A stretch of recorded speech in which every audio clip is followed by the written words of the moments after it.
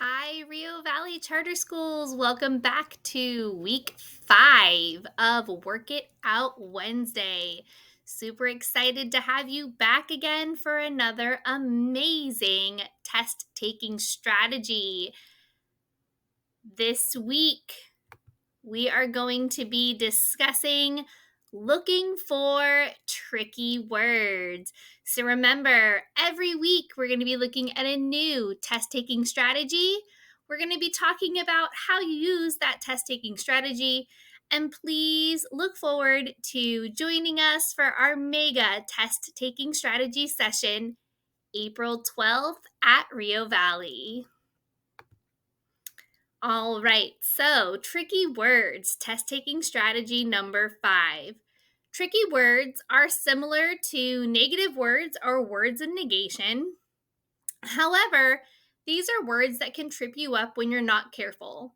They can be standalone words in a question, or they can show up in combination with words in negation.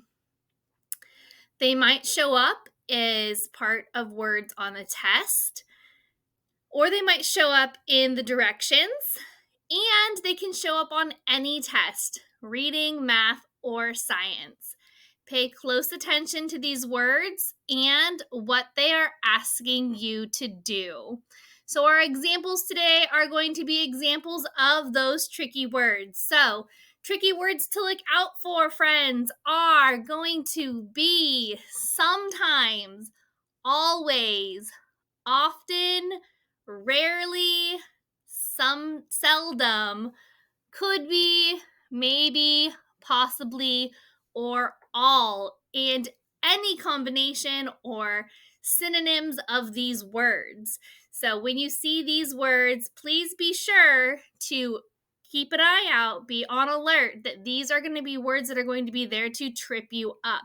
It's going to be very hard for something to happen all the time. So be on alert that is a word that is there to trick you in your test taking form, that you want to be looking for a specific answer on the test. Okay, same thing, that all, look for something that every single one of those things fits into that category.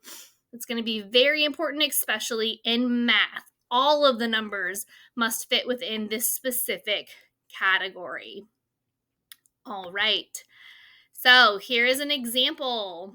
After reading The Tortoise and the Hare, fill in the following information. So we're looking for a fill in the blank for two specific words. The will seldom win because it is a animal. Seldom. The tortoise will seldom win because it is a slow animal. Okay, well, in real life, the tortoise will seldom win because it is a slow animal. What did I read about in the story? In the story, the tortoise won. So the tortoise won, but the tortoise was a smart animal, so that can't be it. So the hare will seldom win because it is a lazy animal. Maybe. That could be the answer. The tortoise will seldom win because it is a fast animal. The hare will seldom win because it is a fast animal. So you can see here how the word seldom changes how we're going to answer this question. And on the test, there will actually be potentially a word bank. This is a third grade question. And so there will potentially be a word bank depending on whether or not this is a task analysis question or not. So they might be asking you to answer out in sentences. If it was asking you to answer out in sentences, there wouldn't be blank spots. You would be answering it out in your own words.